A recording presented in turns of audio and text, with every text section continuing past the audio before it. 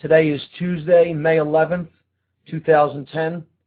I'm your host, Mark Passio, and you're listening to What on Earth is Happening. This is the show where we talk about the causal factors in consciousness of the human condition that we all collectively experience. My website is www.whatonearthishappening.com, and the network's website is revolutionbroadcasting.com. The show is live for 2 hours every Tuesday evening from 8 to 10 p.m. Eastern Time. Today's topic is going to be a continuation of where we left off last week when we were talking about what prevents people from understanding who they really are. What I call the realization of the true self. Not the lowercase s self. The ego-centered self. The purely physical self. What some researchers like David Icke, for example, have called the body computer.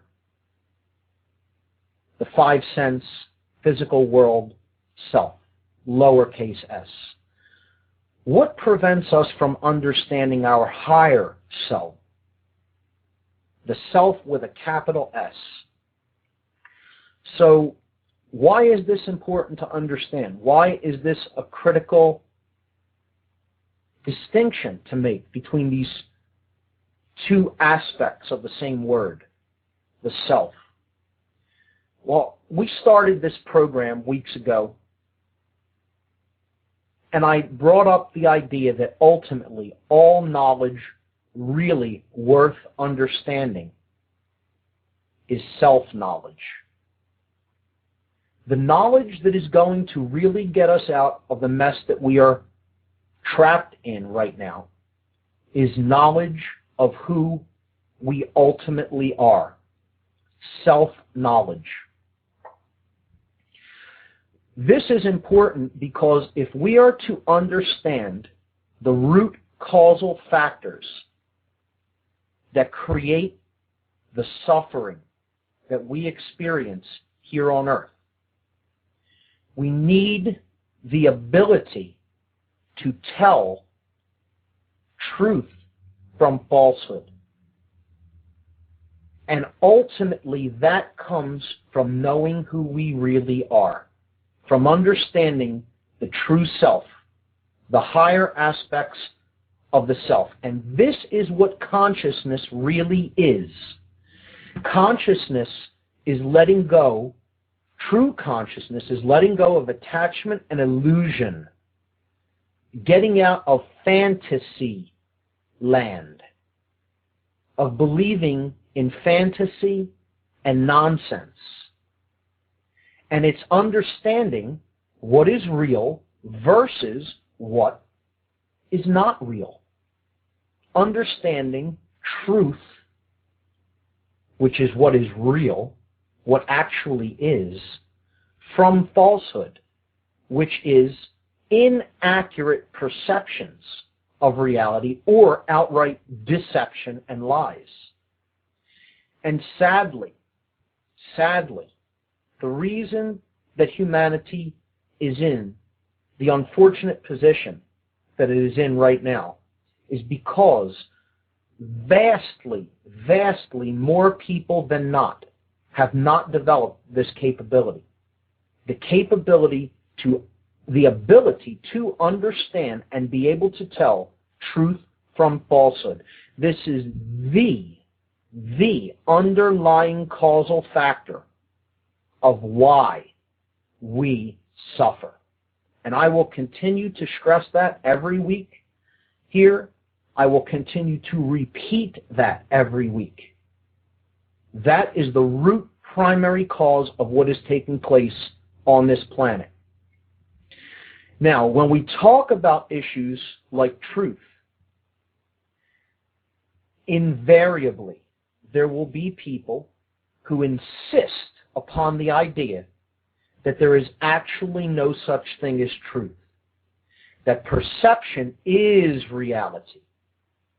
This is the notion and the ideology, as we talked about before on this program, known as solipsism. I'll spell it. solipsism. Look it up, understand it, and also understand this is the main root ideology that leads to suffering. People insist upon the notion, the belief, that there is no such thing as actually being able to know what is taking place, the truth. And they insist that their own perception is reality. Not just their perception of reality, but perception is reality. This underlying ideology gives rise to every other ideology that creates suffering in the human condition. It's called solipsism. It leads to pure left brain scientism, or high intellect divorced from wisdom. The kind of things that lead to hydrogen bombs being built, instead of wisdom prevailing and someone saying, should hydrogen bombs be built? Not intellect saying, can we build them? And if we're paid enough, will we build them? See, that's intelligence only. Left brain intelligence only says, can it be done? And I'll do it if I'm paid enough to do it. Let's find out if it can be done, and if there's a budget there, I'm in. But wisdom, true wisdom would say, should I be doing this? Is it right? Wisdom always asks the question, is it right? Which leads me to the next ideology that solipsism creates. Moral relativism. Not believing that there is, not knowing that there is any such thing as true, right, and wrong. The idea that these are relative ideas and that there is no such thing as morality. Well, that follows ideologically, because if there's no such thing as truth, which is what a solipsist believes, then there isn't any such thing as morality, certainly, because there's no such thing as right or wrong. It's all relative. This is the notion of moral relativism. That's a very quick and slippery descent from there to social Darwinism. The idea that some people have the right to decide who lives and who dies. And from there you get totalitarianism, you get eugenics, you get genocide, and every other extreme level of suffering that we experience over and over and over and over again, endlessly, seemingly, until we get out of that underlying ideology.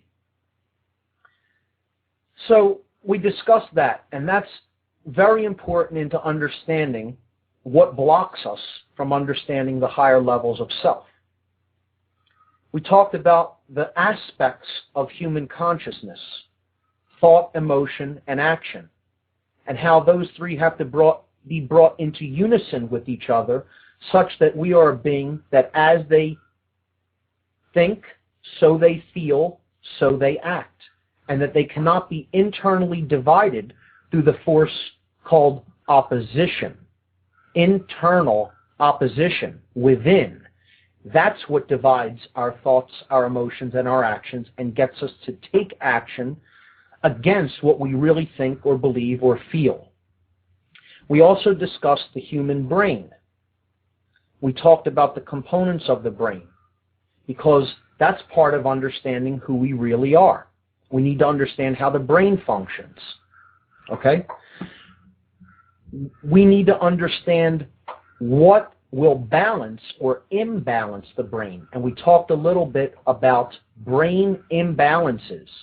What creates brain imbalances? And we talked about what happens when the left brain becomes extremely imbalanced. And I'll be discussing that a lot tonight on the program. Okay? I call this the prison of the left brain. When somebody becomes so left-brained that they are trapped in that unidimensional, linear way of thinking, the prison of the left brain, it goes hand in hand with some of the other barriers to self-realization that I'll be talking about. Hopefully we'll get to that one this evening. On this show, previously we talked about the dynamic forces of love and fear. Love being the expansive force of consciousness and fear being the force that shuts consciousness down. We talked about how those things are intricately related to the worldview that people hold. And brain imbalance ties in with that. What kind of worldview do you hold? How do you see yourself in relationship to other human beings and to the universe in general? A connected part of the whole, of this ocean of consciousness, of awareness, or is everything separate? And is it every being out for themselves, no matter who they have to step on to get what they need? Okay? Worldview. We talked about the schism of the worldview. The two extremely imbalanced worldviews, one to the left brain, one to the right brain, those being randomness and determinism. In past weeks, we talked about the forces of magic and sorcery, being the arts and sciences of influence, how to influence thought and behavior, how to create change, not only within the self, but in others through influence. We talked about how these forces lead to two conditions, order or chaos. And the underlying understanding of how order and chaos are ultimately created in the world is called natural law. And we talked a lot about natural law in previous weeks, and we will discuss that further in future weeks. What creates order? What creates chaos? Order is ultimately based on the dynamic of awakening consciousness or love energy. It is ultimately based in brain balance, the balance between the left and right brain hemispheres. Chaos is rooted, has its roots in fear, and it has its roots in control, external control of other people. And that is an outgrowth of fear, or the force that shuts consciousness down, such that we do not understand who we really are, and we remain in a state of internal confusion and external opposition. And that's how chaos is created. So, upon discussing all of these dynamics, which you can go back and listen to on previous podcasts, all the podcasts are right up on my site at whatonearthishappening.com. I redesigned the podcast page.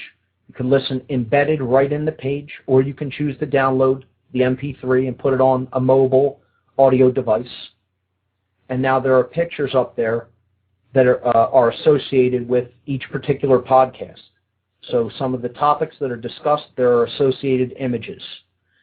And that's, you just go to whatonearthishappening.com and click the podcast tab, and that will take you to that. You can read a description of each podcast, and the sound file and pictures are right there.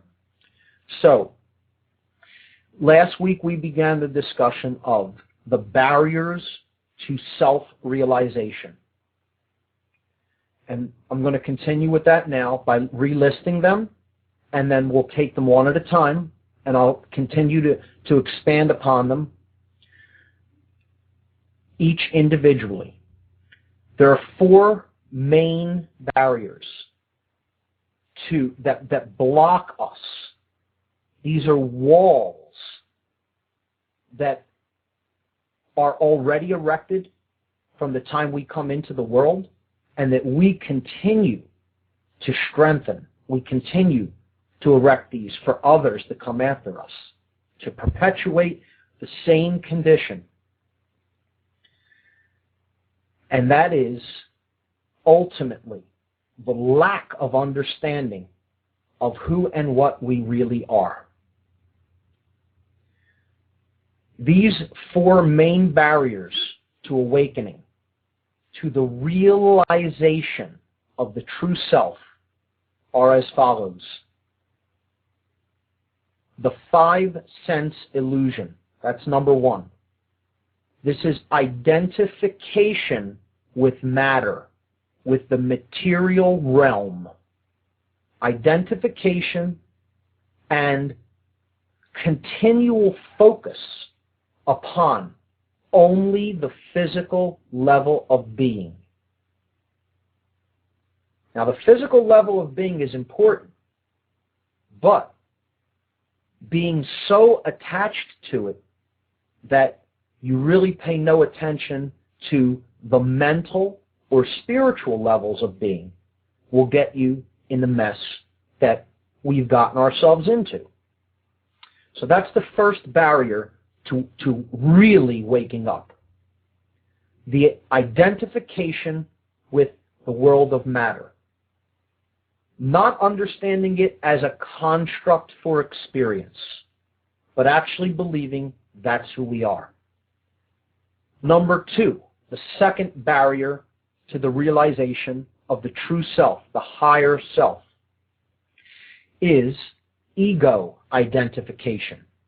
So this is a second form of identifying oneself with something that one is not, or in other words, with illusion. It's identifying oneself with a role that one plays and believing that the role is who one is. This would be the equivalent of an actor starting to believe that they are the character they play. Okay? So this is called ego identification. And we'll look at deeper aspects of what this is, and we'll look at specifically what the ego itself is in the way that I am using it here. That's the second barrier to self-realization.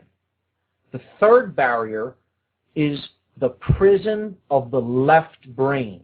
This is a very popular methodology employed by sorcerers.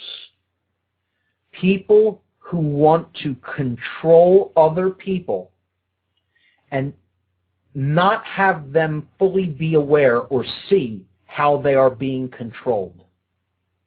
And I assure you, I guarantee you, that the vast majority of the people in the particularly in the Western Hemisphere, and particularly in what we call Western civilization, are firmly trapped in this prison, firmly trapped in the prison of the left brain.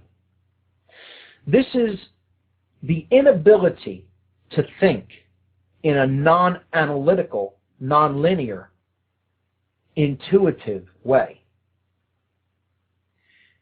What traps people here largely is the indoctrination, the planned indoctrination, and very methodical indoctrination that they are put through in the modern so-called educational system that we have in Western civilization. Now, that is not to say that people in the East, in Eastern culture and in the Eastern Hemisphere don't have the same problem, because many of them do as well. It's even more prevalent in the Western Hemisphere, but it is a favored methodology of mind control. Let's get down to brass tacks and call this barrier to self-realization what it really is. It is one of the methodologies of mind control. And if you still don't think mind control is what's really ultimately behind all of this, you haven't really learned a thing. This is what is really driving the devastation of human freedom and human sovereignty on this planet. This is what's really creating all of the conditions that we don't like and don't want on this planet, that we call bad or negative or evil. Okay? The prison of the left brain, the third barrier to the realization of the true self, is a critical one, because so many people are trapped in that modality of consciousness. And when they're trapped there, they're only a half of a person. They're only really half of an actual being, of a human being. Okay? They haven't developed the intuitive faculties. They haven't developed the nurturing faculties, the sacred feminine aspects that go along with being connected firmly with the right brain hemisphere. That's not to say the left brain hemisphere isn't equally as important, because it is. They need to be brought together in balance. So that's the third barrier to self-realization. And the fourth barrier could be one of the strongest, could be the strongest. This is another form of attachment. It's the strong belief and attachment to institutionalized systems of thought. So I'll say that again. Being strongly attached to institutionalized ways of thinking and being in the world. Institutionalized belief systems. Because that's what these ultimately are. They're ideologies. They're belief systems. They're not philosophies. They're not true understandings. They're not recognitions of anything. Certainly not recognitions of natural law principles. What these institutions are ideologies that are erected to protect themselves and perpetuate themselves. As such, these become institutions or institutionalized ways of thinking and behaving. So we'll be getting into what those are and how they have a firm stranglehold on the human mind. And until we break down the attachment to those institutionalized belief systems, don't expect much to change on this planet, folks. Sad to have to break that news to you, because we need to do so much more in the mind, in consciousness, than most people think. We're a long way off from where we need to be. For people that think they're going to just work a little bit within the system and make a change happen in the system and, everything's going to be fine, most people that think that way are kidding themselves. Because the system is what's keeping things the way it is. The systems that are all around us, these institutionalized systems, are what's keeping things the way they are, what's actually controlling people, because they have a firm grip and a firm control and a firm stranglehold on the minds of almost every human being walking on this planet. They're the boxes that we bring to the table. Okay? Let's make the truth fit in my box. Oh, I'll listen to you up to a point. I'll hear what you have to say on government, but don't talk about my religion being astrotheology. Anything but that. Now I'm walking in the other direction. Let's discuss the whole monetary issue, but don't tell me about the poison that's in my food. See, most people have boxes that they bring to the table, and this one ties in with ego identification. Barrier number 2 out of these 4 extreme strangleholds on the human mind and spirit.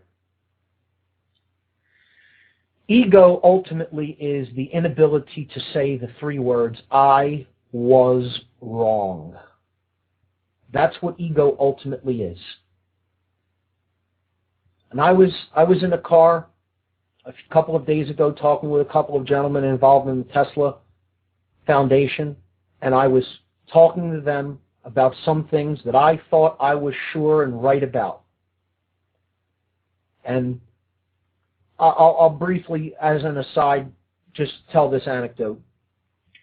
When I first really started to come online and understand what was really going on in the world, as far as mind control goes, and as far as all the forms, the multifaceted forms of control that surround us, that keep our minds in such a limited state as a species, that destroy the human imagination.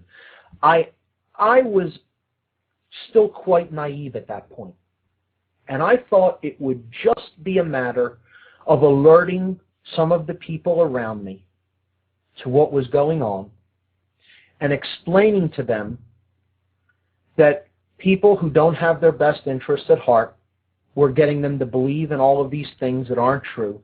And if I simply laid out some evidence before them, they would appeal to reason. The reason in it and the logic in it would be seen by them.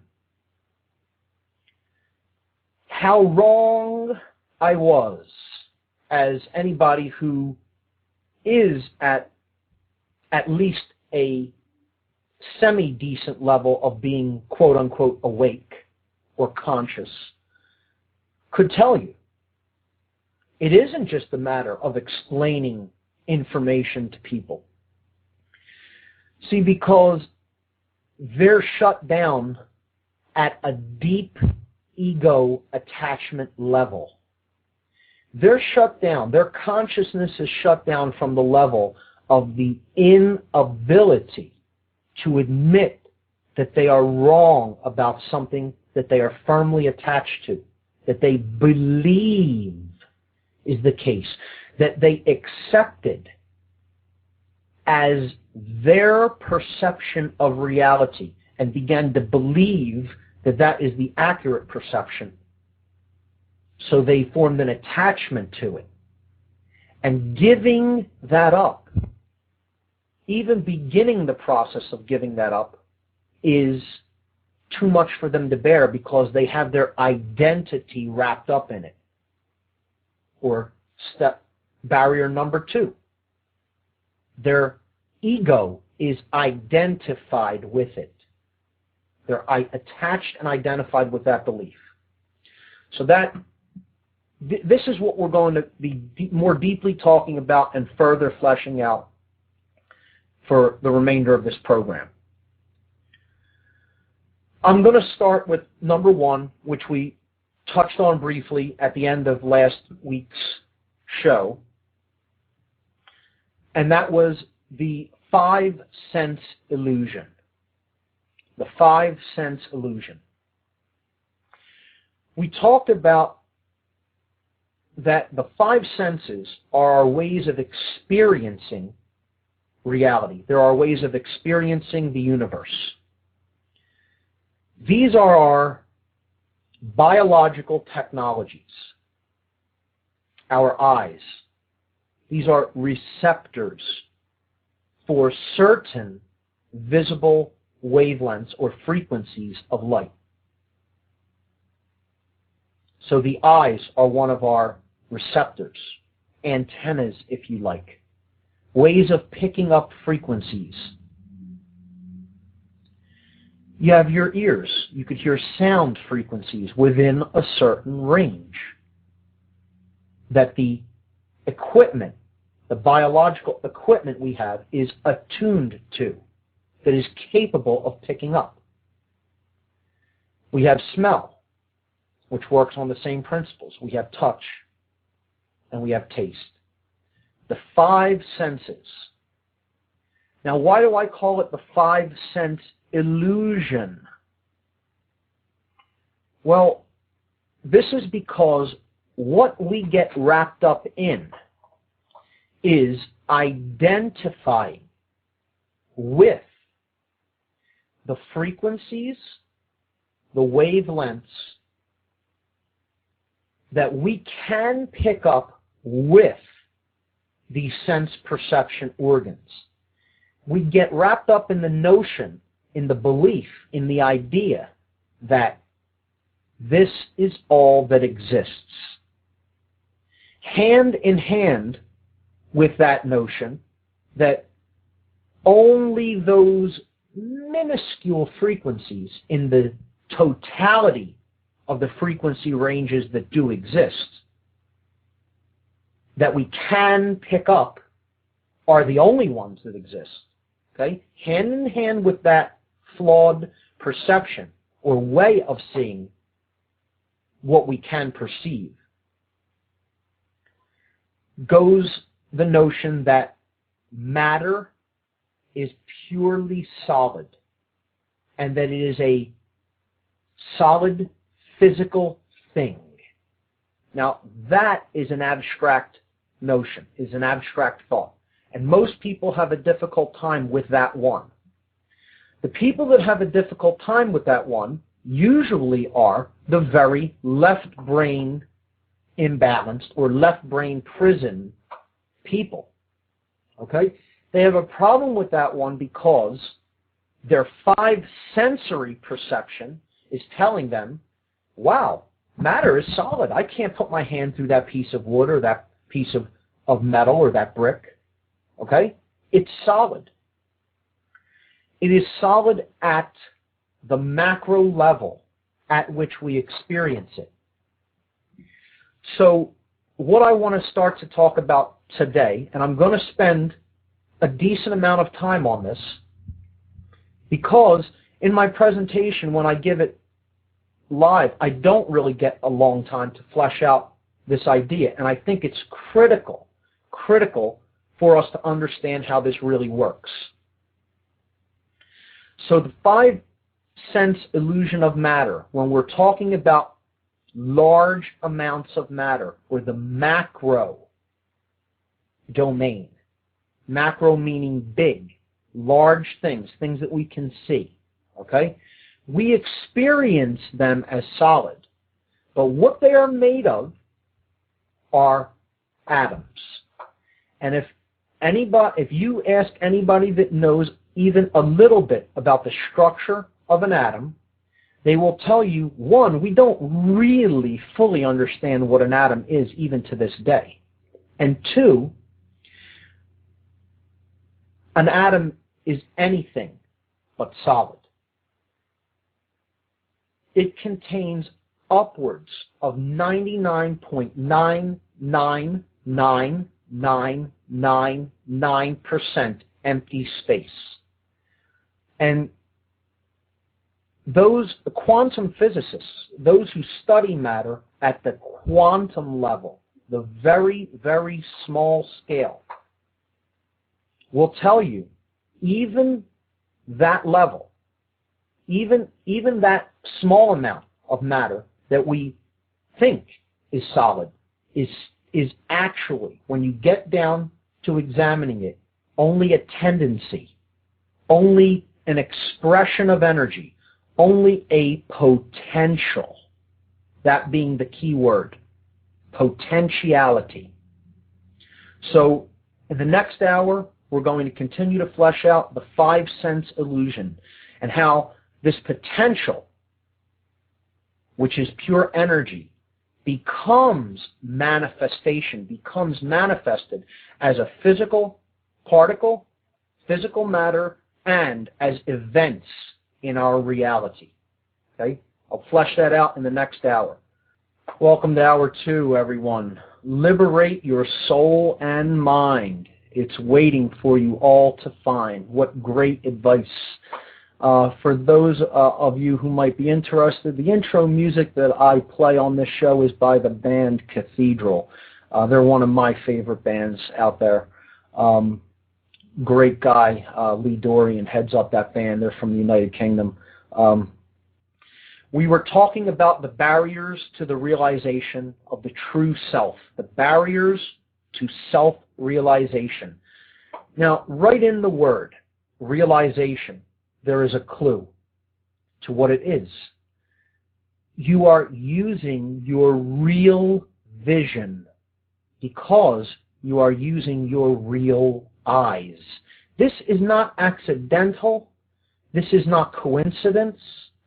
This is something that, as you start to understand more and more about what is really going on, and as you open your consciousness more, and you open your mind up to possibilities and to imagination and to higher level understanding than pure intellect, than left brain understanding. When you open your mind to wisdom, to the wisdom that is contained and is nature, is natural law principles, is the divine ordering intelligence that is inherent in creation, you start to understand that the truth is embedded in the language that we speak.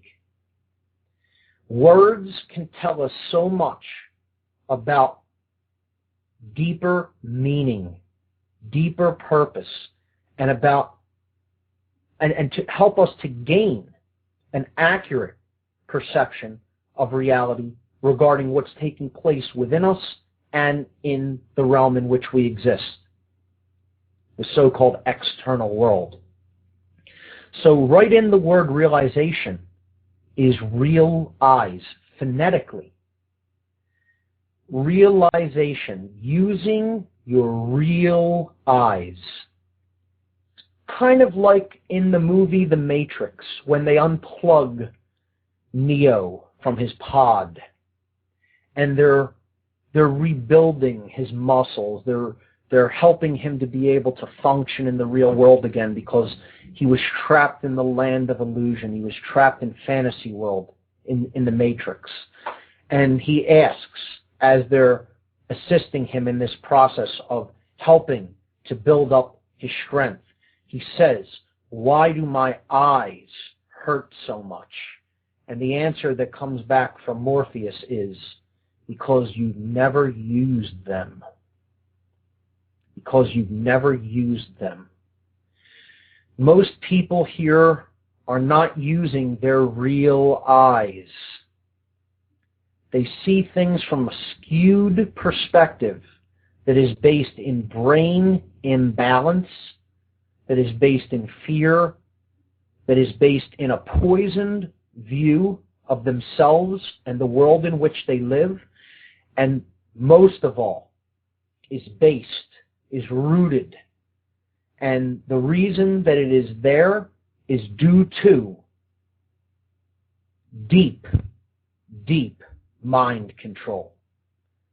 Let's make no bones about that. Let's not sugarcoat it at all, and let's call it what it really is: mind control. Ultimately, breaking out of that sense of that false paradigm of reality, of that mind control that most people are embedded in, is coming to an understanding of the true self. That's what getting out of mind control ultimately is about. Knowing who we really are. Becoming self-realized. Seeing with the real eyes, which equates to being able to see the truth as it is. Being able to see the world around us as it is, not skewed by how we wish to see it. That is ultimately what self-realization is about. The ability to tell truth from falsehood. So, we were talking about the five-sense illusion, that we have sense perception organs that are attuned to be able to pick up certain frequencies of reality, but not all frequencies. An example is the human eyes cannot see colors that exist below the violet range. I'm sorry, below the red range of colors. We call this the infrared spectrum, the infrared frequencies. Infra meaning below. We cannot see below red. Now, above the violet frequencies, called the ultraviolet, the human eye cannot perceive.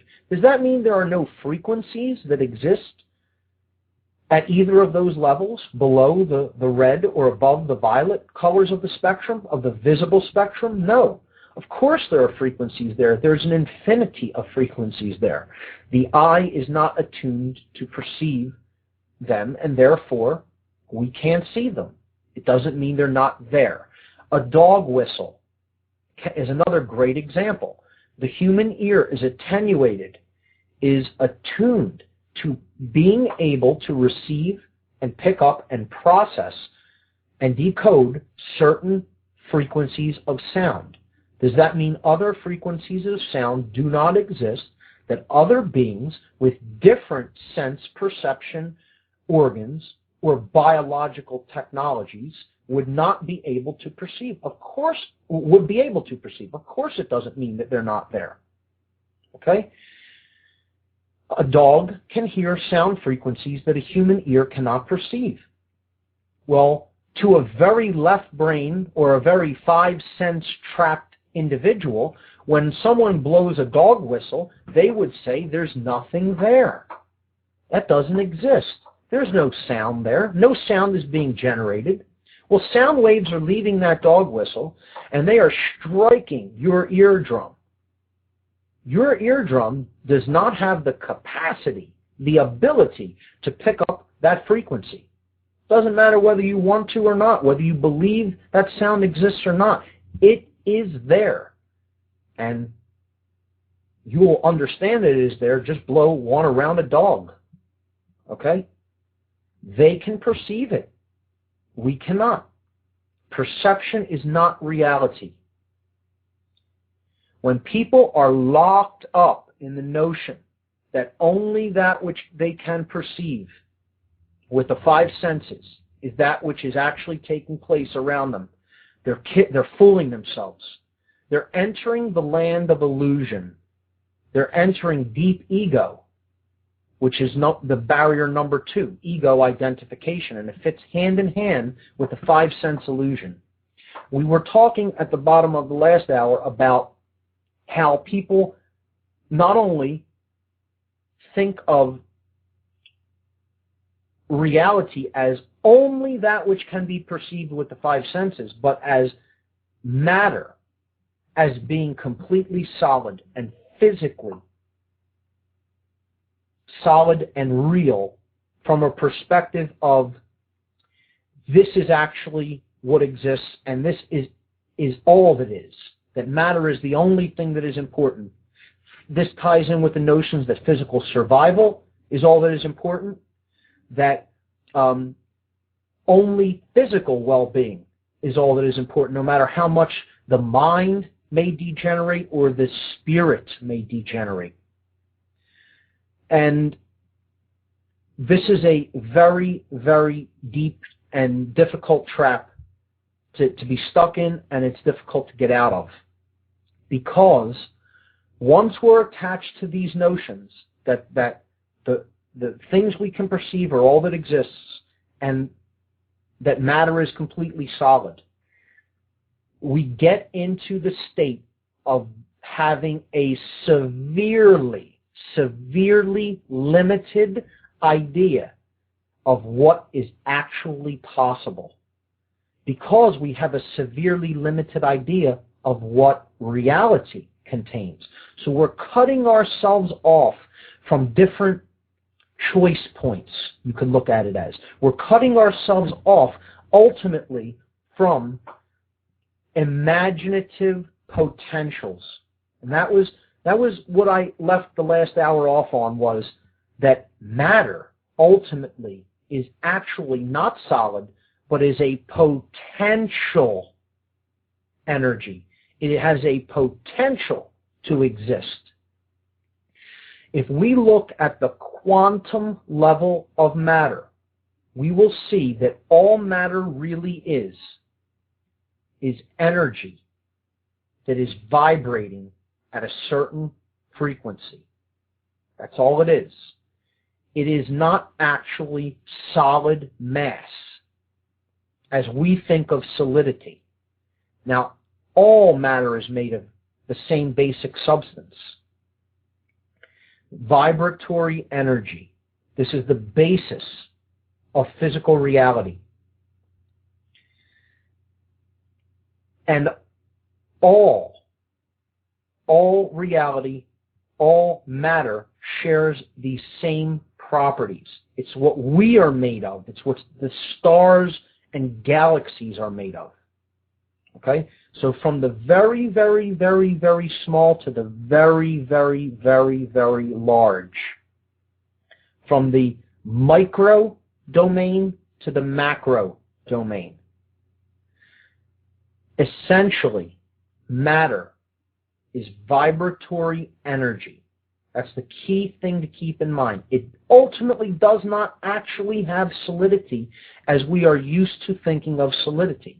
If you are able to perceive it at the quantum scale, which is the very, very infinitesimally small scale, you would see that matter is simply vibrating energy with ultimately no mass.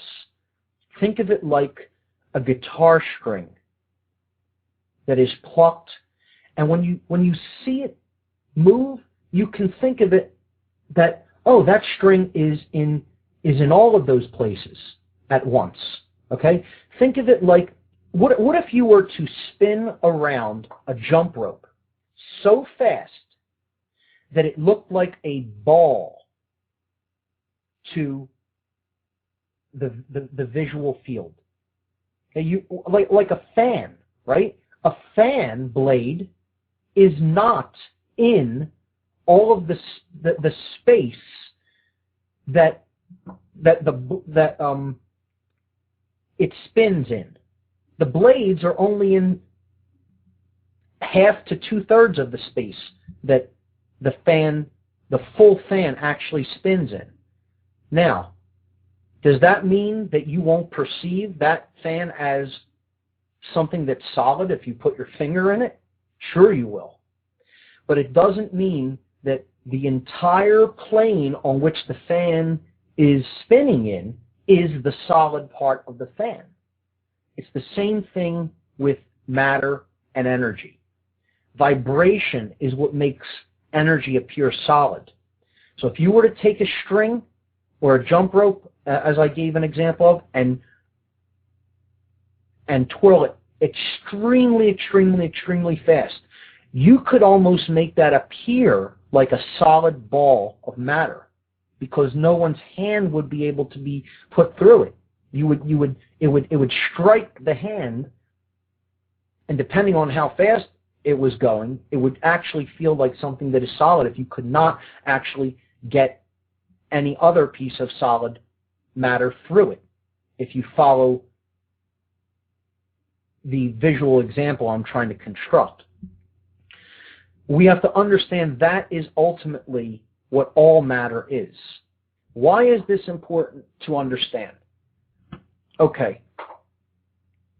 To illustrate why matter as potential is important to understand, I'm going to go into an explanation of an experiment in quantum mechanics that really blew a lot of scientists' minds when this was first done in laboratories, and has deep, profound implications for understanding how our thoughts and actions create the reality that we experience through taking the total potentials that are available to us. Some would call this the imagination.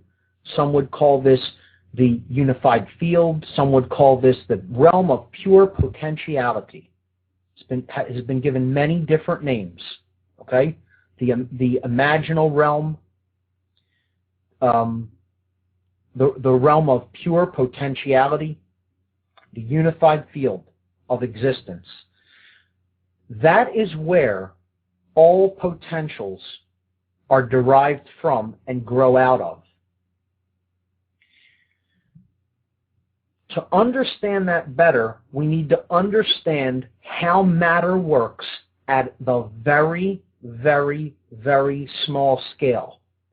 Once we have a firm understanding of how matter works at the quantum scale, I know it will get into a little bit scientific, a little bit technical, but if we understand this at a deep level, if we really, really get what is being said here, we will understand how we create our reality at a macro level, at the larger level, through our decisions. And what our decisions are doing are collapsing paths of potential. They are collapsing possibilities. Waves of possibility are collapsed through our choices, through our worldview, through how we think and feel, and ultimately by the decisions we make to actually act in the world. And through a vast amount of people taking part in that activity, because we all take part in that activity every day. We decide what we're going to do with our time. We are thinking about ourselves, our role in the world, how we feel about different situations, what we're going to do with our time, what we're going to do with our resources, what we're going to do with our intellect, what we're going to do with how we feel about things, and ultimately what we're going to do, the action we're actually going to take in the world. Now, through everybody doing that, we collapse these potentials that exist for anything to be able to happen, for anything to occur. Potentiality. And we collapse them into the creation of what we are actually experiencing in the world. Now, we will understand that a little bit more clearly when we look at how matter behaves at a very, very, very fundamental level, the quantum level, the very small level. Now, the word quantum means amount in Latin. Quantum means amount. So what this word is used to describe is a packet of energy, an amount of what we call matter, which is essentially energy, as we just talked about. So there's an experiment in science that is, I guess, not so fairly recent. It's been around for almost 20 years, if not that amount so far. Maybe even longer than that. It's called the double slit experiment. The double slit experiment. S-L-I-T, slit, okay? As in making a slice through something. The double slit experiment. Look this up on a video website. Maybe I'll post a video link to it on the podcast page sometime either later tonight or tomorrow. But look it up and watch a video about this, the double slit experiment. It is amazing to understand how matter works at a small level. What's more amazing to understand, after I explain what this experiment was about and why it blew the mind of physicists all over the world, who originally couldn't even believe or accept what they were actually seeing. What this will help us to understand is how our choices create what we experience at the large level. Because ultimately, we are made of this stuff. It is behaving the same way at the quantum scale all the time. And ultimately, choice, consciousness and choice, free will is what is from this field of potential that I'm going to talk about when I talk about the experiment. From those available potentials, it actually collapses down the possibilities and then creates events that actually take place in our lives. And I'll explain that further. But let's get into the experiment itself first. The double slit experiment is looking at how matter behaves at a very, very, very small scale. Scientists want to understand what the electron, one of the smallest smallest subatomic particles, is. What is this thing that we call an electron? This orbits the nucleus of an atom, the center point of it. They take, now let's, before we even look at the experiment from the quantum scale, let's just envision the setup of the experiment, okay? Because before we do it with electrons, let's think about this at a big scale of matter, okay? Let's think of this, if we were to do this with ping pong balls or golf balls or something to that effect, okay? If you put one vertical slit through, let's say, a door or a screen of some sort, let's say it was made of wood or metal, okay? You carved a thin vertical slit. Okay, so let's say you have a wooden panel that's, let's say, 8 feet by 8 feet, and you're going to set this wooden panel up in front of something that your projectiles could pass through. Okay? So let's say you're going to do this with ping pong balls, and let's say on the other side you have, some form of a soft material that the ping pong balls could get actually embedded in. Okay? You're going to fire them really fast with a ping pong ball shooting gun. Okay? For visual effect, try to envision this. Okay? So I have a gun that shoots ping pong balls, or you can even look at it as paintballs. Let's use that because that's even easier to visualize. So you have paintballs, right? And you got a paintball machine gun. Okay? Now you're setting up a screen, a wooden barrier between a far wall that you're going to shoot these paintballs toward, right? And you're carving one slit in this wooden barrier between the far wall and the gun. So envision that, right? If you started shooting these paintballs rapidly through this one slit, the pattern that you would see on the wall would look like an individual line, a vertical line up and down where the paintballs passed through the vertical slit and splattered on the wall behind the slit.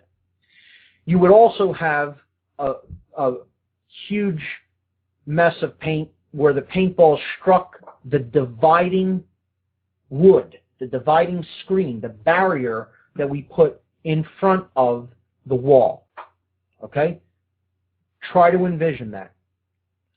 If you put a second slit alongside the first slit, let's say separated by several inches or a foot, and you did the same thing, you started firing the paintball toward these somewhat close together slits, you would get a duplicate pattern on the back wall behind your double slit.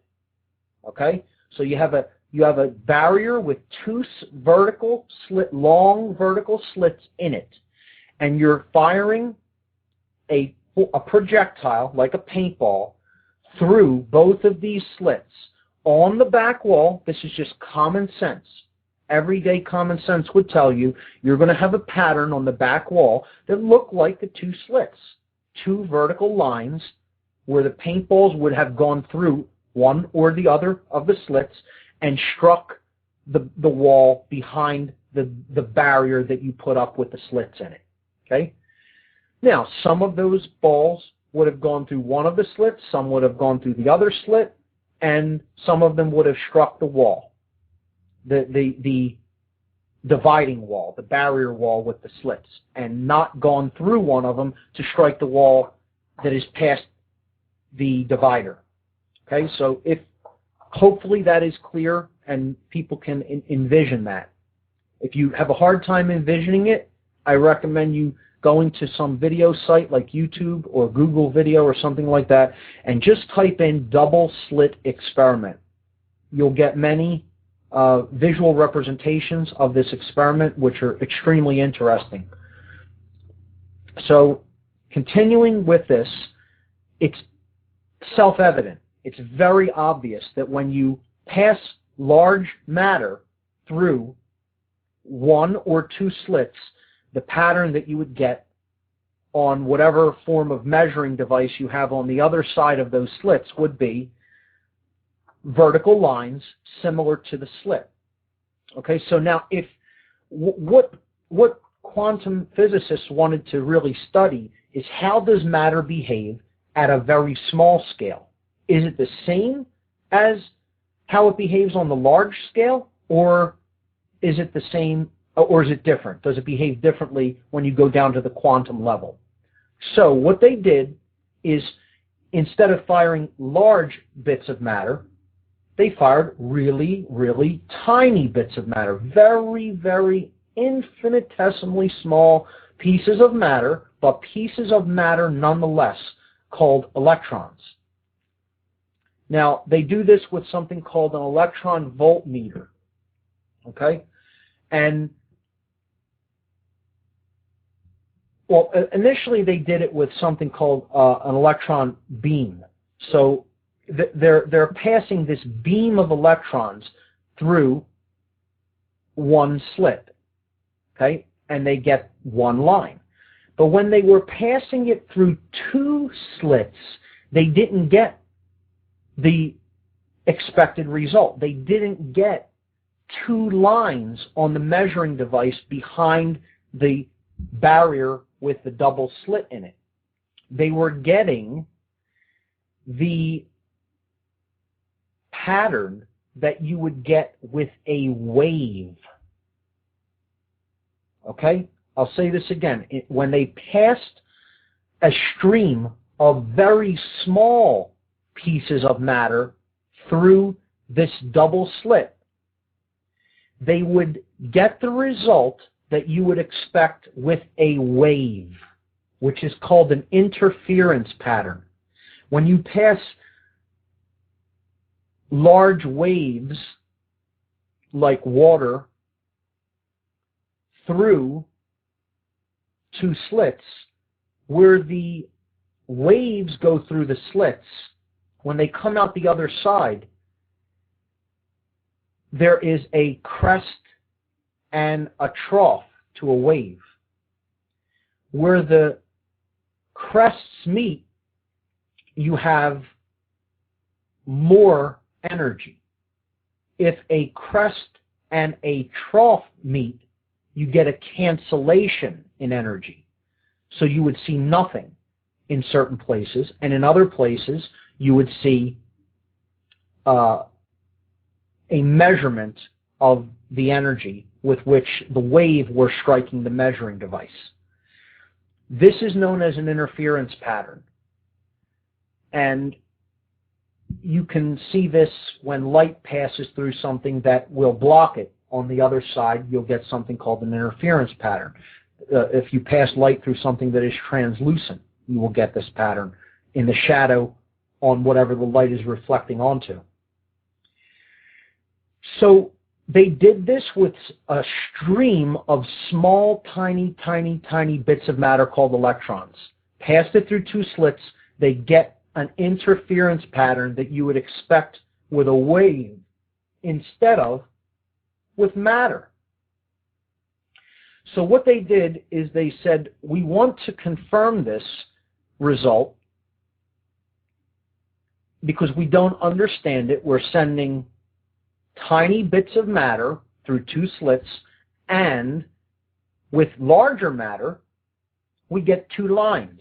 But with small matter, we get an interference pattern. How could that be? Well, they thought maybe the electrons are bouncing off of each other and creating that pattern as they go through the two slits.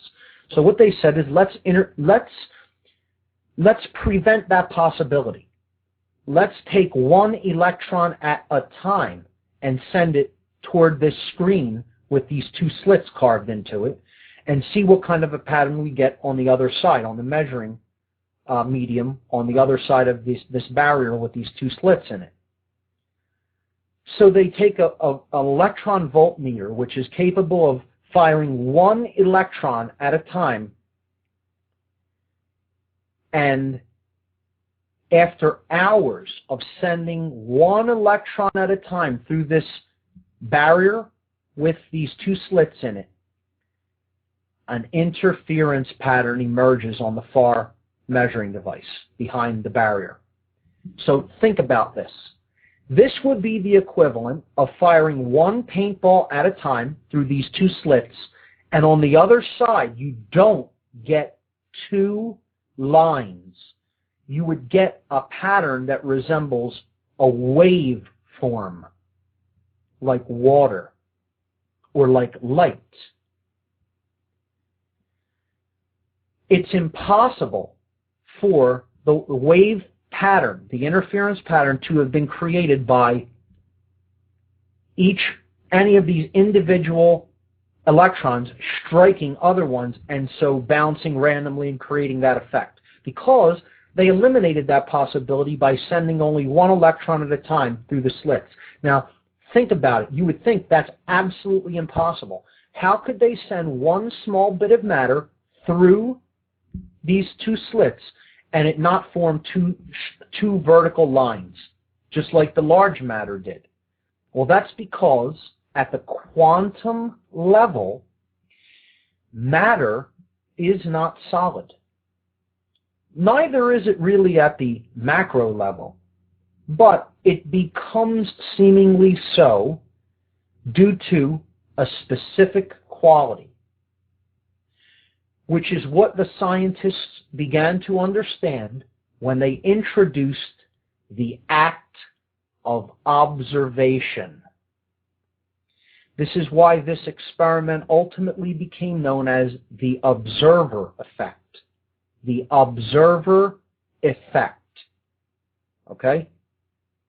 What they did is they placed a measuring device at one of the slits. And you only would need to do this at one of them. Not even at both, but at one of the slits. You could do it at both, but one is sufficient. They wanted to measure how many of the fired electrons actually passed through that one particular slit. So now, what they're doing is they're quantifying what is happening at a specific location in space. They're quantifying how many electrons pass through one of the slits in comparison to how many are fired. When they placed a measuring device capable of reading that information, capable of measuring when an electron would pass through that slit, the result of the experiment changed.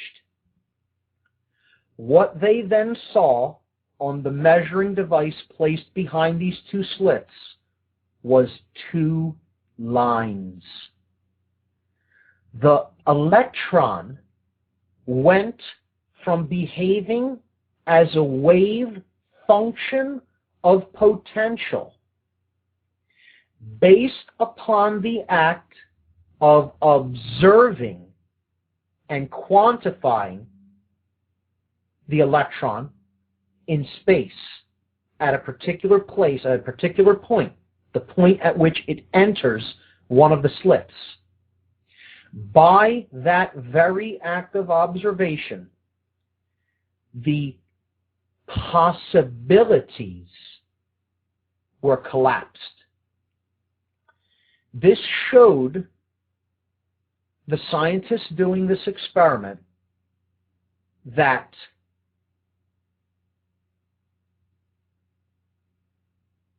the electron is not an actual piece of solid matter. It is only a wave function of potential to exist and actually become a particle. Now, I'll say that again. What this ultimately showed the scientists doing the experiment is that since the electron, when fired one at a time, was behaving like a wave, but when you took away the possibility for it to exist as a wave function, you collapsed. And you did that through how you observed the experiment.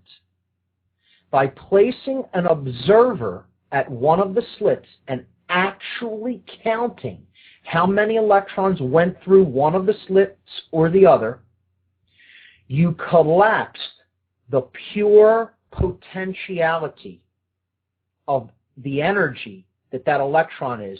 And that act, the act of observing it in that way, created the actual piece of matter. The electron itself was not an actual piece of matter until you set up the experiment in such a form, in such a way, that you could observe it as a piece of matter. When you remove the electronic measuring device from the slits, and it goes back to not knowing how many electrons go through which slit or the other, you get the interference wave pattern again. You put the observer back and you get the 2 lines. The electron only becomes the piece of matter at the point where it is observed as such, where it is expected to behave as such. Why is this? First of all, this is utterly astounding, and scientists had a really hard time accepting this fact, that matter is a wave potential of potential energy, and only when consciousness is introduced into the equation do you actually get any solidity. Do you actually create a point particle or an event?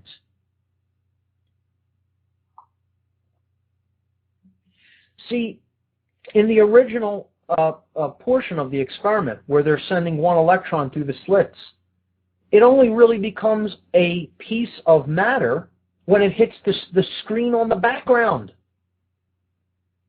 And it shows an interference pattern because up to that point, it was a wave function of pure potential. Now, to get a little bit more technical, and maybe over some people's heads, this is known as superposition. In reality, all the possibilities that that electron could have made, it did make. It hit the screen and bounced back. It went through the left slit, it went through the right slit, and here's the kicker, it went through both slits simultaneously, all at the same time. Every possibility that it could have done, it did, when it was a wave. That is the only way you could get an interference pattern. What the electron interfered with was itself after it passed the screen as a wave of potential. What does this mean in consciousness?